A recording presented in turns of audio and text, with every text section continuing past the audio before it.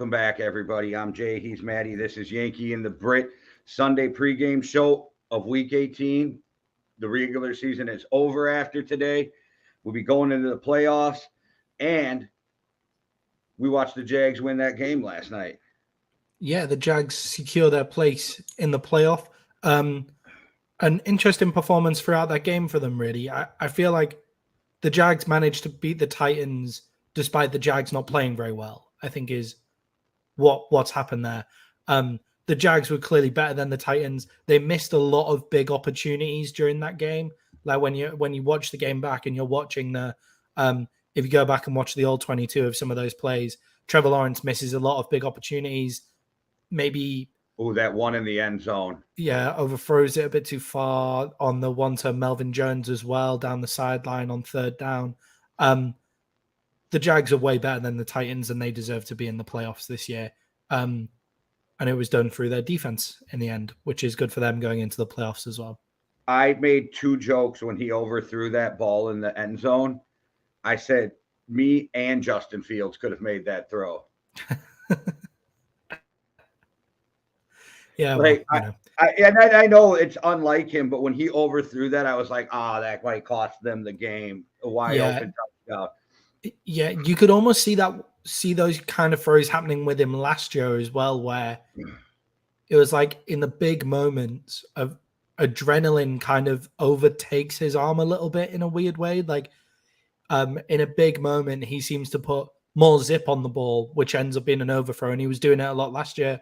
And hopefully we'll just calm down into those big moment roles. Because as a Jag, he still hasn't had a lot of big moments. That was the biggest game of his NFL career so far by a long way. So the adrenaline seemed to take over his arm and they was leading to overthrows. So ridiculous dumb fucks, for a lack of better term, in groups where last night all I heard was, you could tell the refs didn't want Tennessee in the playoffs. They was cheating for the Jags, doing everything. They want Trevor Lawrence in the playoffs. And I'm thinking that game was way too close for the NFL to have gave a shit who wins that game, because anybody could have won that game at the end. Yeah, definitely. And when you're looking at that, you look on kind of form and things like that as well. When has the NFL ever done anything for the Jacksonville Jaguars? Like, I know Trevor Lawrence is there and he's a big name and he's going to be good for the NFL if he stays in the NFL and plays for a long time. But come on, like, there's a few organizations that you can level that kind of stuff at. Like, I wouldn't be surprised if we saw some calls that, like, I'm not this level of conspiracy theorist, but I'd have more understanding if there's contentious call in the Packers-Lions game tonight against the Lions. I'd understand people and where they're coming from on this. But still, it's the Jacksonville Jaguars. Like, come on. As a Vikings fan, trust me, if any fan base this year could bitch about referee calls, we're at the top. We're one of the top of the list. And I do not think the NFL was trying to keep the Vikings out of the playoffs. I didn't think the refs are that bad this year. Yeah, I just think refereeing is not very consistent this year. I think that's been the biggest problem with it this year for me, the consistency rather than some of the actual refereeing calls. Like, because you can look at some of them, but then if you watch it on Red Zone, you'll see on consecutive plays the same shit happening where it's been called in one game and not called in another, and it's really difficult. It's like holding penalties when it's like whether it's Nick Bosa getting held, Micah Parsons getting held, TJ Watt was getting held all over the pitch last week as well. Like, just because those guys are so much better doesn't mean that they should be allowed to get held. Like, and this isn't making any excuses, but I watched the Packers nose tackle just take Jake Reed, grab him by the front of his shirt, and throw him down, which is illegal. Like, it happens in games, but get ready, everybody. Brace yourself. The reffing's just going to get worse, because all these crews who work together are now going to be spread out, separated, and put together with crews that they've never worked with before for the biggest games in the NFL. Yay, yeah. NFL for that one. That makes a lot of sense. And they basically changed the entire rules of the game as well, which makes no sense. And actually, if it goes like it normally does, those rules bend to the favor of teams with physical corners. Yeah. So, and I wouldn't call Patrick Peterson the most physical corner, but they're going to let him get away with that grabbing, the pulling the arm in. The veteran dudes who know little tricks to get away with. They know how the game changes in the playoffs. This is another thing I really like. I don't mind you swallowing your whistle a little bit in the playoffs. Like if it's ticky tacky, okay, let it go.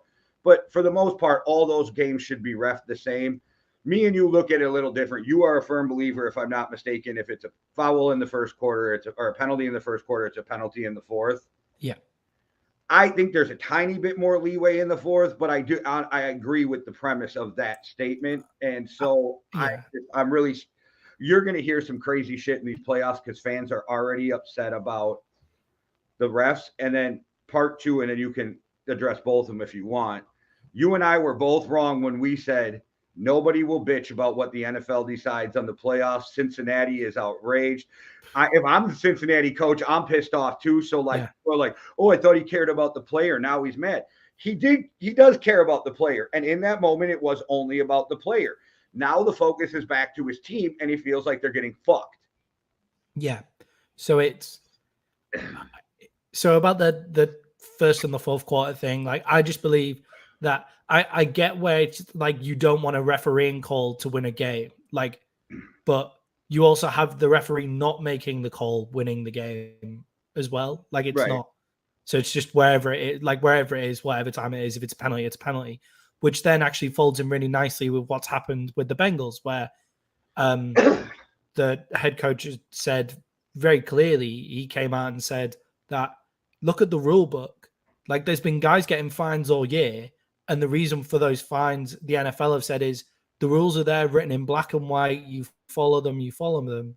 And even though the last instance, what was it? The last instance of a game getting cancelled was in a non-strike year or something, was like 70. ages ago. It was like 70. Yeah. I think it was 1970, if I remember correctly. Like a long time ago. So they're like, all the rules outdated. And it's like, right, yeah, but it's happened. So that's the rule. The like, and it's in black and white. Yeah, no, it's the league who always screams, the rules is the rules. Yeah, it's like the rules is in black NFL. and white. Well, and the rule for this game was, the rule is that you go with win percentage and you give it for the win percentage. So that's I think that's a very fair comment. Like entirely, like, look, so much shit has to happen for it to actually be put into effect in games to go to neutral sites and all of that kind of stuff. The only bad thing that can really happen is if the Bengals lose to the Ravens this evening. And that means that the Ravens can then win their division with a flip of a coin. It then goes up to the flip of a coin. Well, now here's the kicker. The Bengals can win the division and still be the away team in the playoffs. Okay. Because if something happens, they still flip the coin. So you'd be the 3 seed as the Bengals, but you would have to go to the wild card Ravens for a game, which has never happened before, which is really fucking weird too. And I don't mean to beat a dead horse, but I said it a million times. You should have just flipped a fucking coin on who won Cincinnati and the Bengals if you were not going to go by winning percentage. Well, yeah, exactly. Well, that was the thing. When you said winning percentage at the time, I was like, winning percentage is proved wrong all of the time. Like what the Vikings, when they had that big comeback game, their win percentage was down to something like 5% or something like that. So win percentage is proved wrong all the time. But if it's in the rule book, I didn't understand that in the rule book it says the words win percentage, and it's like, right, okay, well there you go then. That's you've actually already made a plan for this exact circumstance to happen. And if this was not for playoff position, if this wasn't such a big game, if it was the Bengals against the Texans, you would have given this game to the Bengals already. But because it has actual implications, then you're not following the rules anymore, and that infuriates me with the NFL. World. I also think if it wasn't about a human life, they would have just went with win percentage. But something they overthought that because they were so caught up in this has to be fair, this has to be fair, this has to be fair, and you can only be so fair in a situation like this, right? Somebody's getting screwed. Somebody. Yeah. So at that point, you just go to what your rule was. Just go fall back to the rule and stand on the thing you stand on all the time when you do something dumb and you go, the rules is the rules. Exactly. You can change the rules. To the moon. You can change the rules after this, but once it's happened, whilst the rule has been written, you have to go by what that rule is. It's crazy to me that they've actually got a rule in place for this and then have done so much overthinking on the issue, because like I also think, and this is more of maybe a conspiracy theorist thing, but if the Bills had the win percentage, they would have given it to the Bills because it's the Bills player that's in hospital. Like if it was the other way around and it was a Bengals player in hospital, and I'm not saying any like I'm not saying like anything bad about the situation entirely. It's just like they've done so much overthinking on the matter, and it feels like the issue is to make it fair for both sides, because one side had the win percentage, but the other side is the team that's in hospital with the player. The complaint isn't nothing to do with how they handled the game itself that was canceled. The complaint is how you're handling this now. And I don't know, I'm guessing you agree. This is something that the NFLPA and the competition committee need to sit down in the offseason and go, if something ever happens again where a game is canceled, we need black and white rules that doesn't put us in this situation where even teams who aren't upset look at this and go, I don't know about you, but I look at what they decided and go, oh, thank you, Shug. That's the dumbest fucking thing I've ever heard. With the 3 different ways that could play out, they made it so I can't even exactly tell you without pulling it up, but I know with 2 wins, this happens. With 2 losses and a tie, this happens. With something else, this happens. And it's so freaking weird to me. And the NFL was probably praying for the Raiders to win last night, because if the Raiders win, it took out 2 of the 3 options. Yeah. I think it feels like I feel genuinely bad for Kansas City as well in this situation, where they could have the AFC Championship game have to be played at a neutral field, even though that they're probably going to be the ones. Oh no, because the Bills have the tiebreaker over them, right? But they are, I think, as of right now, with that win, they are the 1 seed because of the last not having enough games. Because they don't have enough games. So actually, I think Kansas City is the 1 seed no matter what right now. Yeah. KC are the 1 seed no matter what right now. But if they play Buffalo in the AFC Championship game, then it's you're right, because if Buffalo would have won against Cincinnati and win this week, they're the 1 seed because they had the tiebreaker.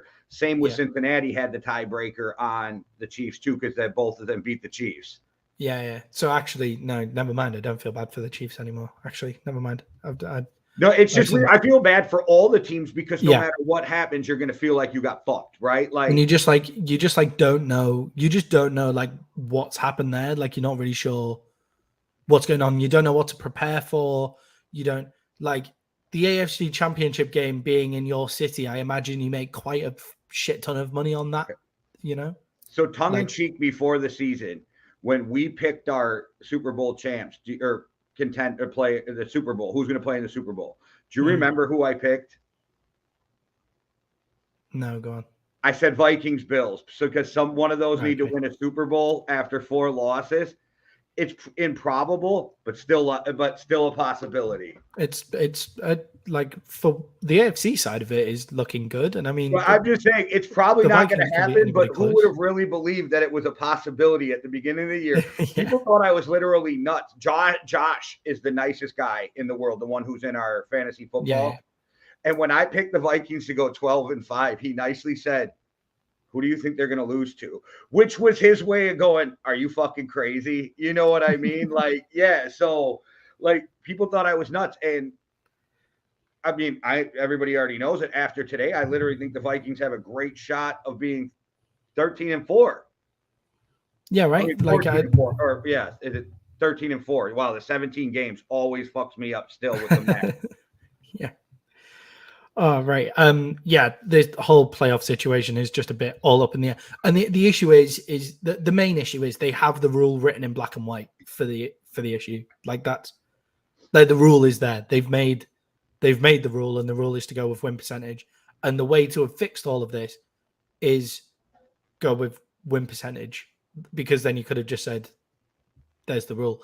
The other thing is I loved Andy Reid's response to the whole thing, where he said, "We'll play in the McDonald's parking lot." He's like, "We don't care. Like, we'll play in the McDonald's parking lot. Doesn't matter." That's the best attitude to have about it. So let's hit some of these games and start going through them. We got the Jets at the Dolphins. Dolphins 3.5-point favorites at home. Buddy V in the house. Joe Flacco's playing. If Mike White was playing, this would be a whole different pick to me. Mm-hmm. But let's not. Like, for me, it's just Dolphins win this game, especially with Joe Flacco.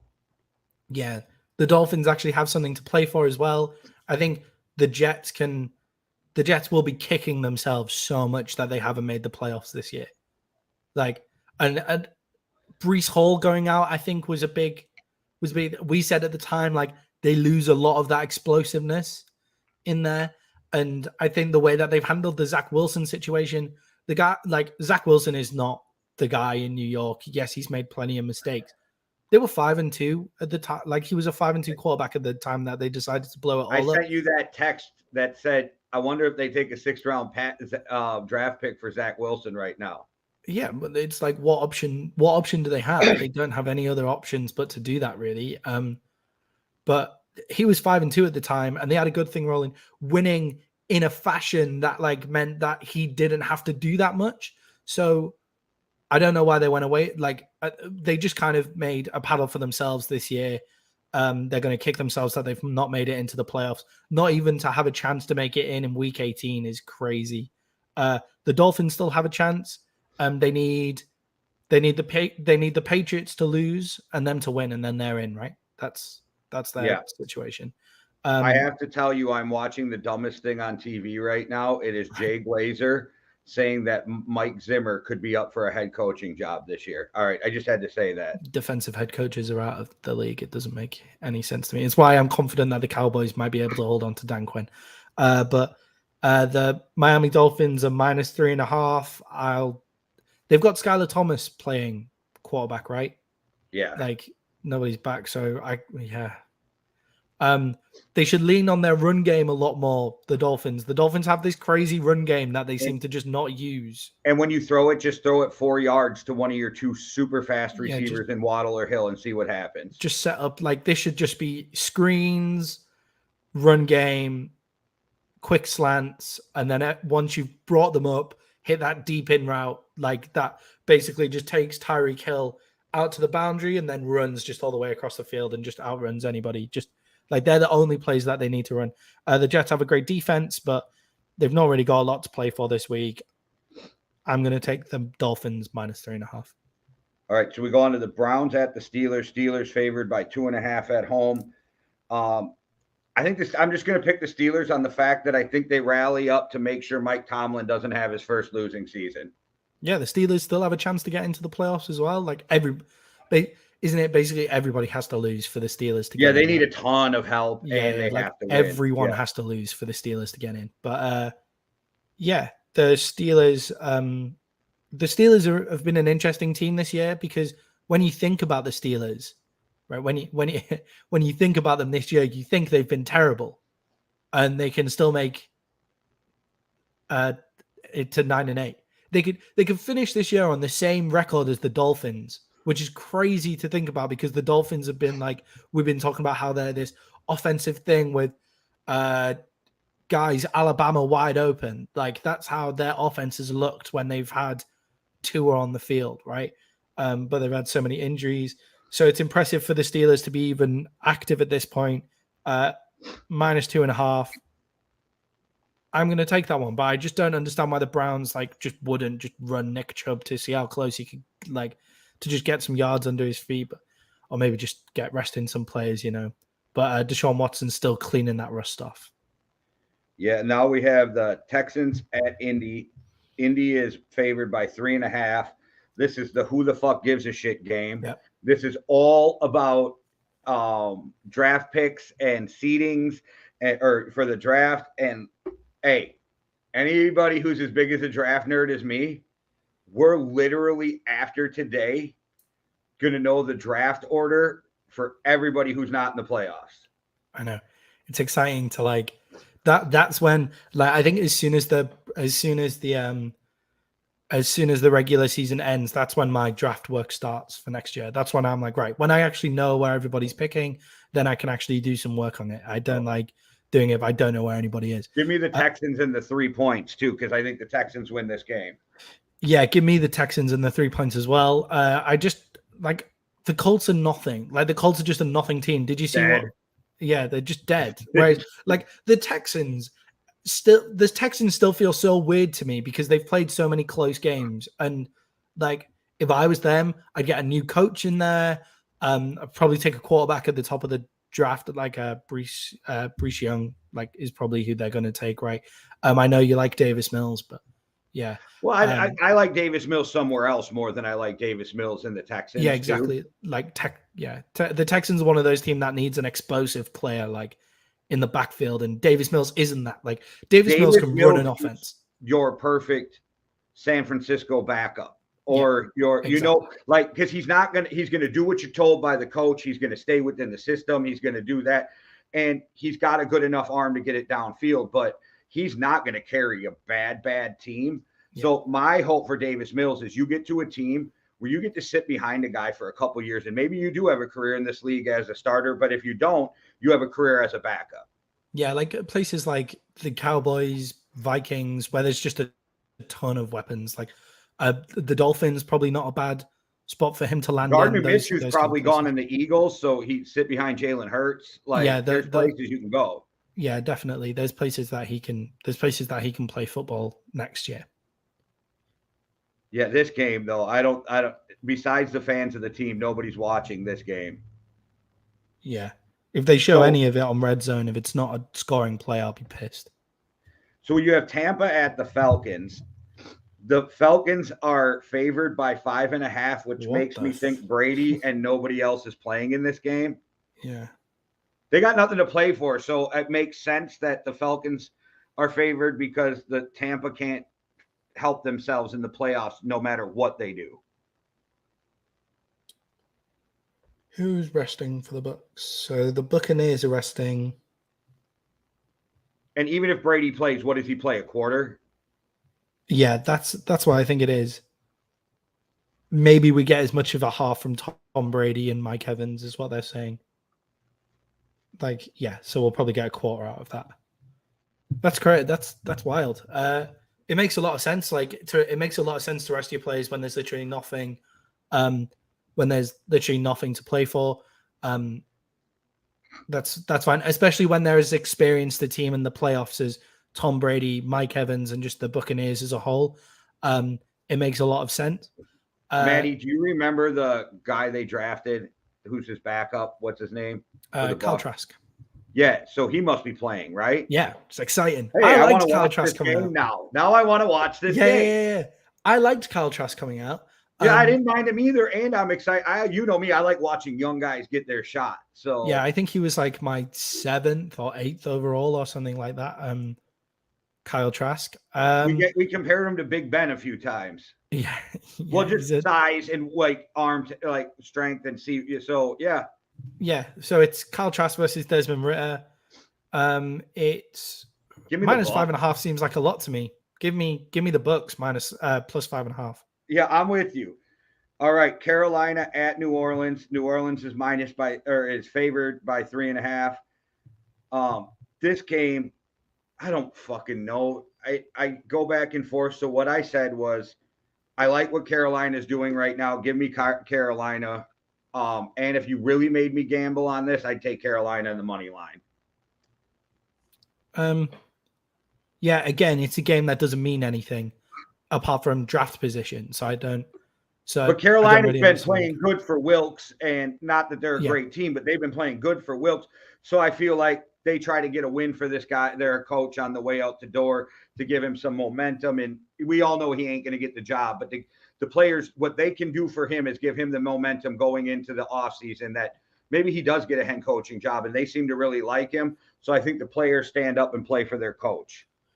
Yeah, like obviously these guys are professional. So when we're saying that they don't really have anything to play for, I'm meaning when they're on the field, they're still going full pace. Like most, like Right. 95% of the players that are going to be on that field won't be thinking about the next week. They'll just be like, "Right, I'm on this pitch." Like obviously, guys like Tom Brady, maybe like if he was on the pitch, is still going to want to win that game, but he's more of a guy to kind of say, I'm not sure whether it's right for me to play the whole thing. Even if it's subconscious, some of these guys have already Yeah. checked out to the Cancun and wherever they're going on vacation this week. Yeah. One thing of, so especially on that Atlanta 5.5 line is why would Atlanta want to win that game? Like Atlanta should want to lose that game for the better draft position. That would be a better solution for them as well. The Panthers and the Saints, like two teams that have got some stuff going later on in the year.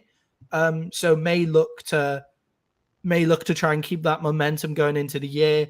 I think that Sam Darnold's still auditioning for his job as well, and Andy Dalton's auditioning for a job in the NFL as well. So there are little stories in this game. Give me the Saints -3.5. I'm always going to pick Andy Dalton in a close game. All right. Well, before we go on to the New England and Buffalo game, because we'll have a lot to say about that, I'm sure. I'm going to give you guys a sneak peek of some scenes from an upcoming documentary dropping next Friday.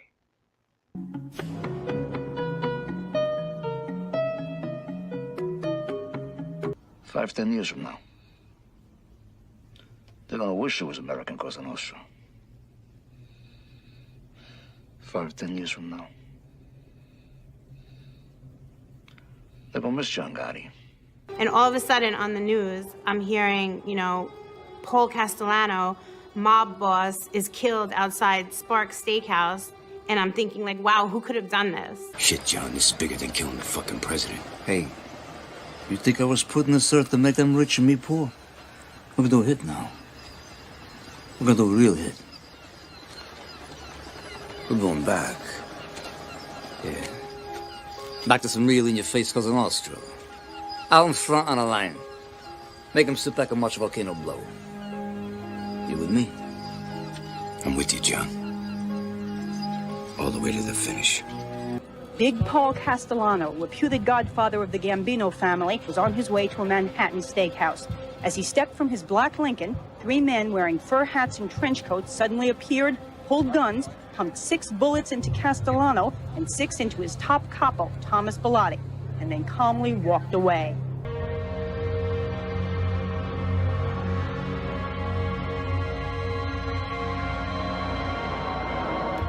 The old-time mob bosses, you say, they rule with an iron fist, covered with a velvet glove. Well, Gotti saw no need for the glove. That's what it came down to. I think a fine. All right, guys, make sure you tune in Friday to check out the newest documentary I'm dropping. You'll get some more this year.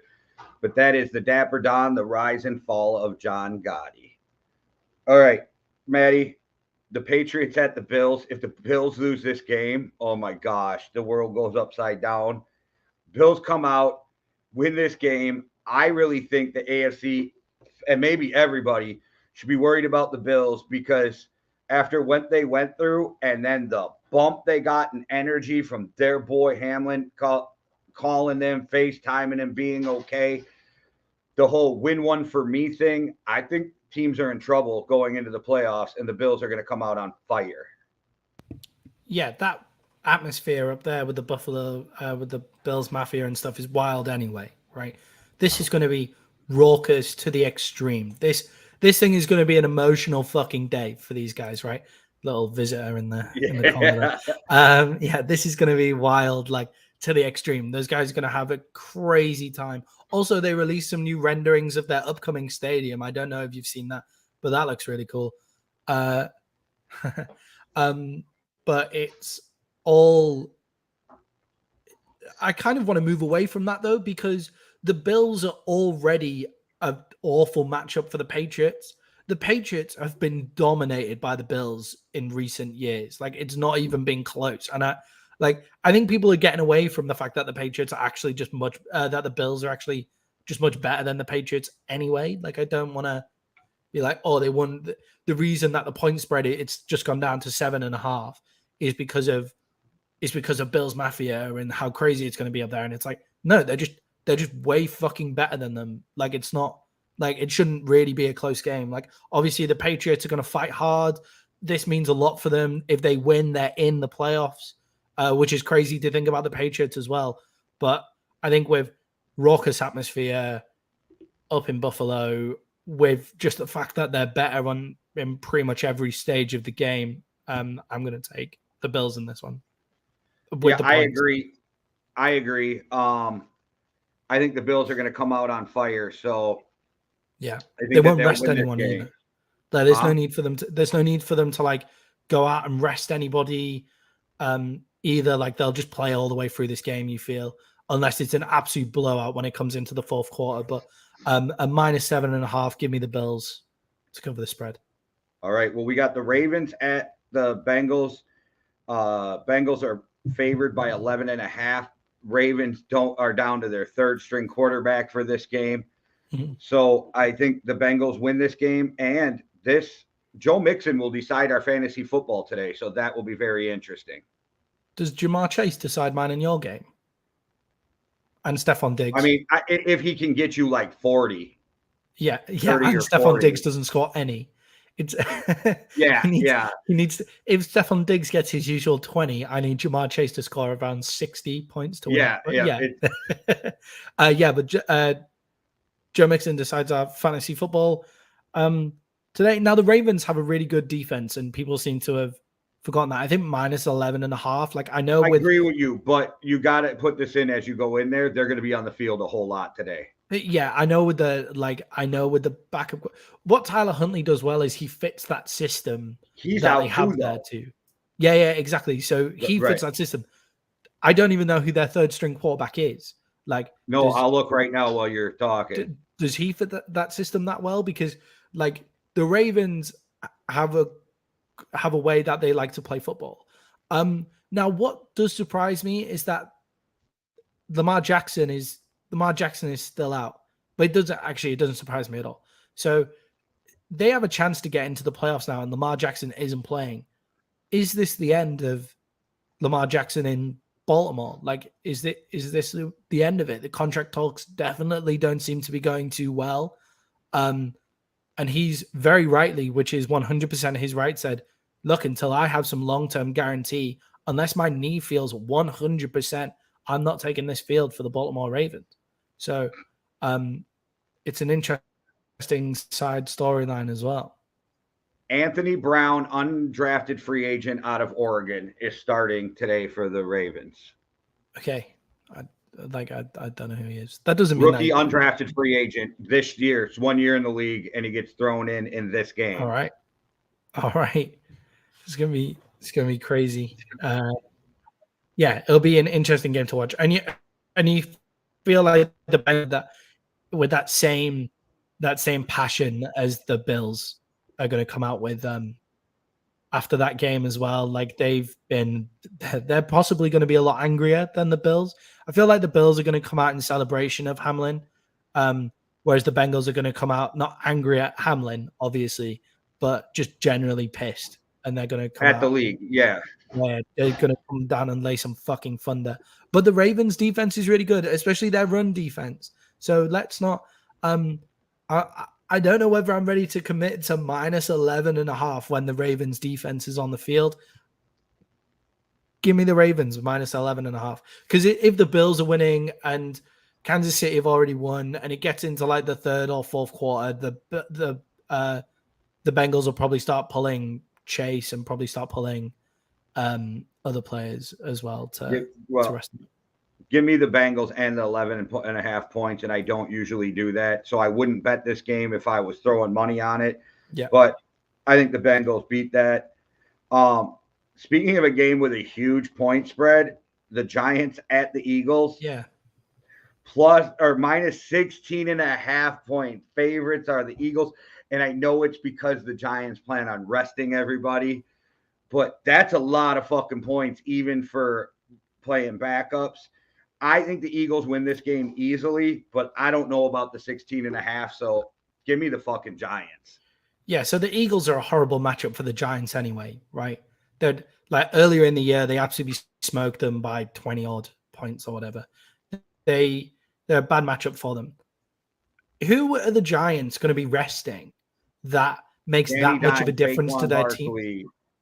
Yeah, but that makes that much of a difference to their team. Like Saquon Barkley is the one guy, right? That makes like Their whole the offense big is Danny Dimes and Saquon Barkley, though. Yeah. So, but how much of a difference in a game against the Eagles is Danny Dimes 10 going to points. be? Like 10 points. 10 points on Danny Dimes, 10 points. Yeah, because I don't think he's great, but he's actually impressed me compared to where I had him at the beginning of the year. And Yeah. I kind of think he's the heartbeat of that team, even if he's not the most talented quarterback even in his division. Yeah. Don't get me wrong. Like I've been a Danny Dimes guy, and this every time I've watched him play against the Cowboys, he's looked pretty decent. I just don't think it's such a bad matchup for them anyway that the Giants really resting players, I don't think is going to be too much of a determiner in this game anyway. But 16.5 points is huge, absolutely monstrous. And if the Eagles get up by 20 in the third, they start resting Jalen Hurts. Why don't they start resting everybody? Yeah, exactly. They just start resting anybody anyway. So, and then the Giants can come back with a late touchdown in garbage time. I'm going to take the Eagles to win, Giants to be within 16.5. All right. So Rams at the Seahawks. Seahawks favored by 5.5. Seahawks need to win this game to stay alive in the playoff push, even though the NFL did everything they could do to fuck them and make sure the Packers get in by putting the Packers game at the primetime game. But it's not going to matter. Sean McVay and those boys are going to come to play. You got a bunch of guys. So you got Wagner going back to play against a team that didn't want him anymore. Sean McVay not wanting to go out with a loss. And our boy Baker is playing for a contract next year. Rams come out, beat the Seahawks.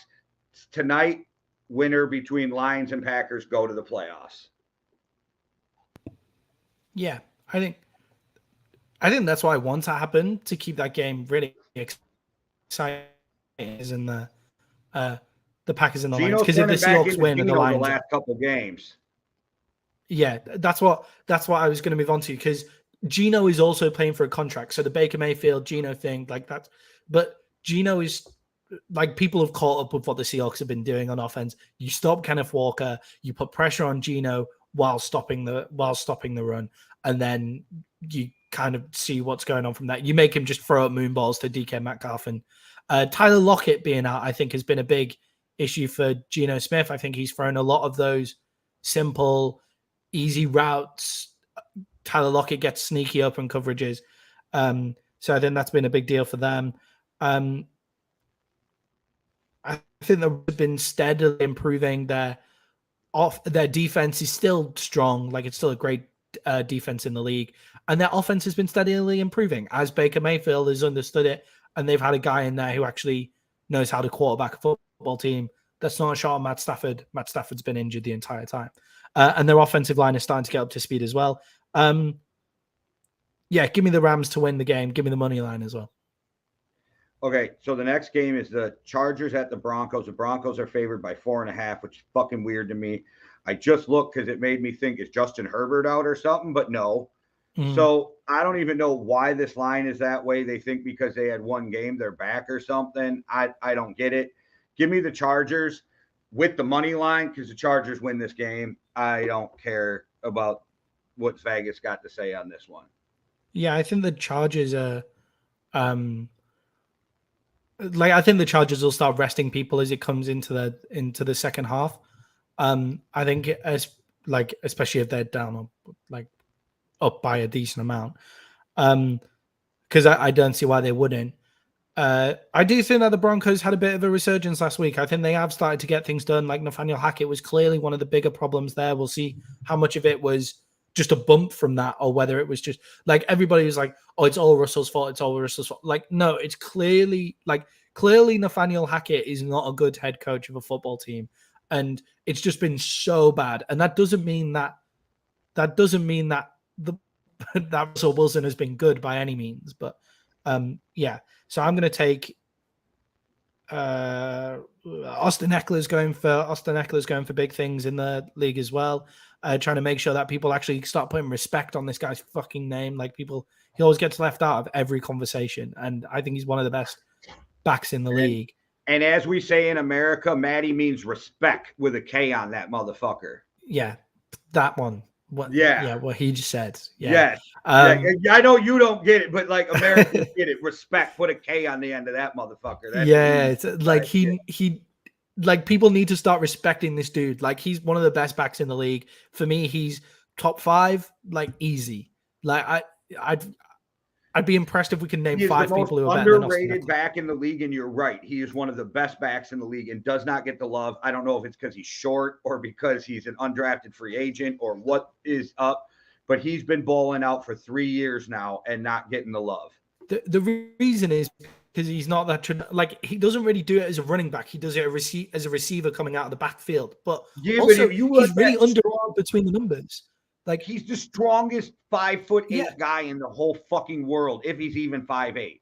Between the tackles is where he gets his work done. It's like when you watch Isaiah Pacheco, and I think it's partly because of last night. I think it's partly because of him wearing the number 10. So he reminds you of Tyreek Hill. So you're like, oh yeah, small, fast guy on the outside. No, Isaiah Pacheco gets it done in the numbers, get it done in between the tackles as well. Actually being short and stout kind of helps you there, to be honest. Like Derrick Henry kicks it to the outside all the time. Austin Eckler's through the middle. Austin Eckler's muscles have muscles. That motherfucker's got so many muscles. He's huge. I love that guy. So yeah, I'm going to take the Chargers in this one and Austin Eckler to have a massive game. I'm going to make this next one real sweet and simple. We got the Cardinals at the 49ers. The 49ers are favored by 14.5. I hate this spread, but give me the 49ers minus 14.5 because the Cardinals on a third string, their team is already checked out.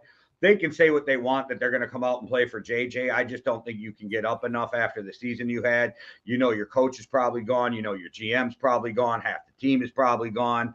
Like, I think it's a dysfunctional time right now in Arizona. 49ers minus 14.5. Let me get that. It's in their best interest to get a disrespectful loss, like to get absolutely annihilated, because then the head office will have no option but to get Cliff Kingsbury out of that building. And they're one of their owners are one of the most stringent with money in the league, and they're still going to owe Cliff Kingsbury. I think he still has four years guaranteed on his contract still, which is crazy. And then he has more years after that, but only 4 years guaranteed. So they need a big loss to like get rid of this guy. The 49ers just are a horrible matchup for the Cardinals. They're going to win by minus 14.5. Give me that every day. All right. So we got the Cowboys at the Commanders. The Cowboys are favored by 7.5. I'm going to say this like that one of the team's fans. Give me them boys this our year.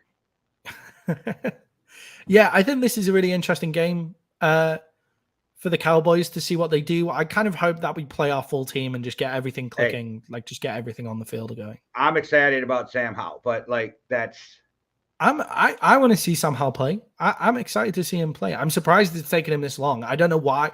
Like, why would you go back to Carson Wentz last week? Like, you know that Carson Wentz is. So I was watching this week on McAfee, and they were saying that Chuck Pagano, old coach of the Colts, was saying what he was hearing is they were paying Carson so much. They was their number one. They wanted to get him back in, but Heineke was winning. So they saw a small window to squeeze him back in, and it blew up in their face. Yeah.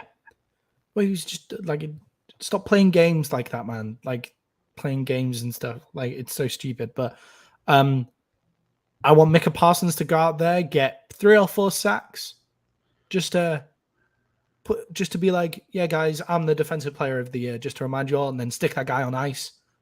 Straight after, and then we'll get some interceptions out of nowhere as well. That'd be great, just to keep our turnover differential looking good. But the real important thing in this game for us is to get the offense clicking as we go into that wild card game. Because the offense didn't look good against Tennessee, but it's looked good in weeks previous to that. When it against the Eagles, it looked unstoppable. So I think if we sit and get everything going together against a Commanders team that has an awful mascot, but now they have a decent defense, at least that's playing well.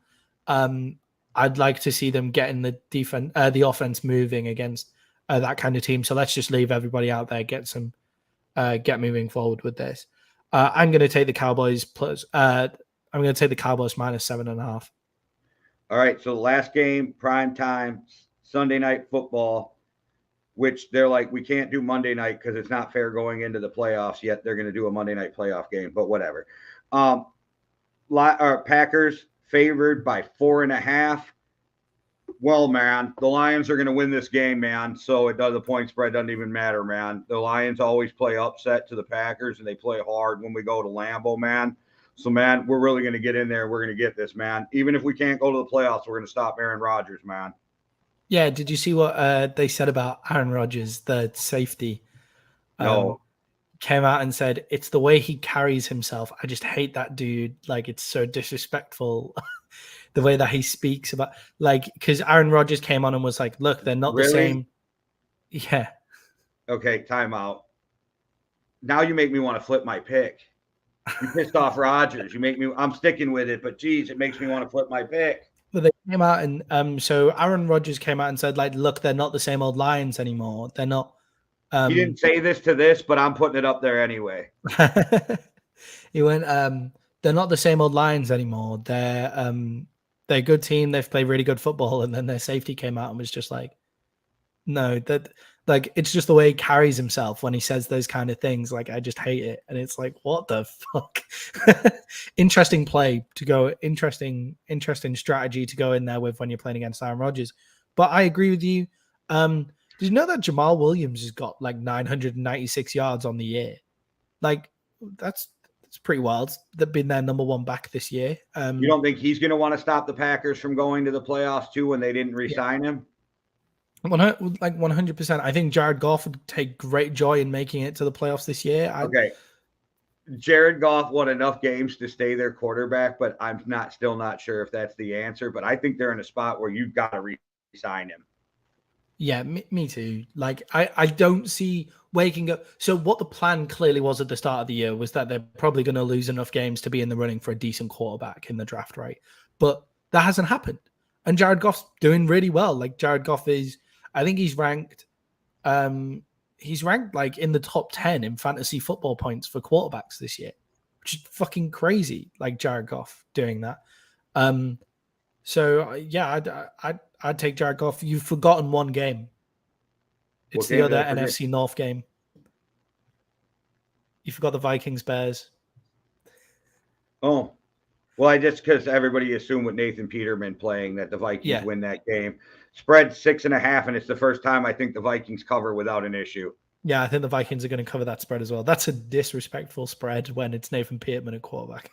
I think they're assuming that at some point we're going to rest players too because they're already like some guys aren't going to play who are dealing with some nagging injuries too this week. Yeah, it's like you guys don't have anything to play for this week. Like, you're pretty cinched up on you. If the 49ers lose, mm-hmm. But I don't want to play the Lions or the Packers week one anyway, or the first round anyway. So unless Geno's the one going to the playoffs, I'd rather just sit at the 3 seed and go from there. Yeah, definitely. All right. We got Shug. We got Shug's picks in the house. Shug, I thought you was going to go 0 for yesterday. I really did for a minute there.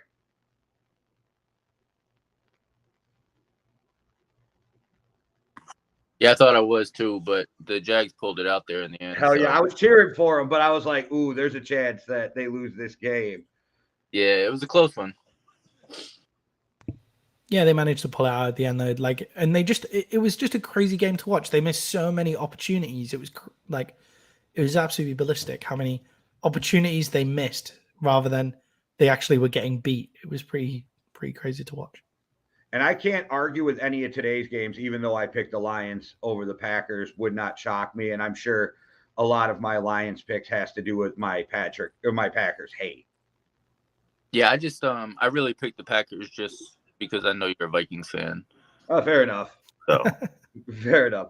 I hate I love to hate the Packers, which makes it fun. But yeah, like I'd rather see the Lions in the playoffs because Goff doesn't scare me as much as Rodgers does. Yeah, I think with the Packers or the Lions, either of them make the playoffs, they'll both be pretty entertaining to watch. So, I don't know. I like Aaron Rodgers a little bit more, so I'd rather see him in. I kind of would too because I actually think the Packers have a better shot at upsetting the 49ers because I've said it for a couple of weeks. If you can get the time, you can throw on the 49ers. And I'm not saying it's probable, but they have a better shot than the other teams that would play the 49ers. Yeah, definitely. So what about Maddie's Cowboys? You think they cover that spread of it was 7.5? 7. Oh, that's all it was? Yeah, 7.5 on that one. Oh, it was the Eagles one that was ridiculous. You think the Cowboys cover that 7.5 point spread? Nah, I'm thinking it's probably going to be like a 3 or 4 point game, to be honest. Is Dallas benching anybody? I hope not. Maybe by half. Okay. Yeah. Not to start off with. Yeah, we're still hopeful for the up by fucking 20. You just start sitting people, right? Like, yeah. I think it'll be a close game. Like if they kind of play straight up. And if it's a close game, I don't see them benching anybody anyway. So maybe by like 3 or 4 points, Dallas. Yeah, the Cowboys are in a weird spot today where they could technically finish at 1, 2, or 5. Like they can't finish at 3 and 4. It has to be 1, 2, or 5. That's a pretty crazy thing. That's how wild the NFC East has been this year. Everybody in the world has them locked in at 5, which means something crazy will happen. Yeah, right. So for them to finish at 1 or 2, the Eagles have to lose, and the Eagles are at the moment a 16.5 point favorite against the team that they're playing against, which is the Giants. And then if the 49ers win, then they finish second, right? But if the 49ers lose, bearing in mind that the 49ers are what was their point spread? 14.5 point spread for the 49ers. If they lose as well, then we're the 1 seed.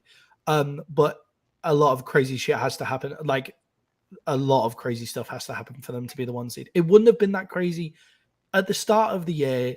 These games you could have gone, do you know what? Like maybe if the Giants played everyone and the Cardinals were as good as we thought at the start of the year, then maybe this could happen. But at the moment, it just doesn't fucking look like it at all.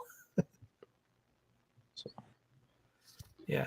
So the Bills game has an 8.5 point spread against New England. Do you think they'll cover on that, Shug? Yeah, I think that's gonna be a blowout, to be honest. I think they're just gonna come out like motivated and emotional, all of that stuff. So and New England's not really that great of a team anyway. So I think they'll start off slow, but by like mid-second quarter they'll probably start pulling away, and then second half of the game nobody's gonna want to watch it because it'll be over. Yeah, and I think there's a chance that this is Mac Jones's farewell game with New England. Yeah, I think they might trade him, and you don't usually see a young first-round kid who looks like he can actually have some talent to him get traded. But the more I read and you watch on the sideline, it seems like him and Belichick hate each other. So here's my bold prediction for the week. Mac Jones is going to start. He's going to come out, throw an interception, and he'll get benched at some point during the game. And that's the end of Mac Jones. And then Belichick and Josh McDaniels get on the phone and work out a trade to the Raiders. Yeah, that really hurts their trade value, though. Like if they bench him after 1 interception. He traded Jimmy G for a 2 when he could have got a couple 1s. Like Belichick don't play by those rules.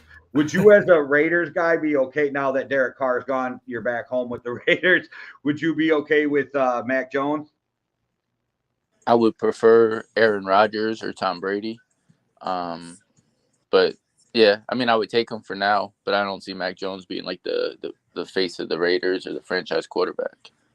Yeah, his best year was under McDaniels. So, and then there's a ton of weapons in Vegas. It'd be interesting to see him play with all those weapons. But I do like sorry. I do like Stiddy though. Like for kind of, just coming out of nowhere, being third on the depth chart at one point.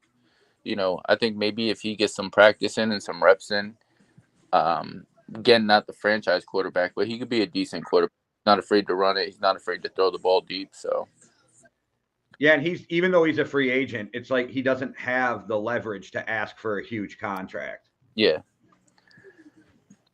So I wouldn't be mad at Mac Jones, but I'm not going to be like amazed if Mac Jones comes to the Raiders. I don't know. Like, Mac Jones took the Patriots to the playoff. Like, Mac Jones is on the eve of taking the Patriots to the playoffs 2 years in a row to start the year. But do you see any, like, that's the problem with under Belichick, nobody sees that wow factor with him. And I think that's part of it. I don't think it's impossible that he has it, but nobody's really blown away by Mac Jones. And I think guys who haven't been around him, where McDaniels has been around him, other teams are going to be leery of because of the antics you see from Mac Jones. Yeah, I think with Mac Jones, though, if he goes back to Josh McDaniels, it's a perfect situation for him. Like, Mac Jones is now known as the dirtiest QB in the league. Perfect for the Raiders. I know he's not. I know he's not. But did he try to clean a couple guys in the nuts? Absolutely, he did.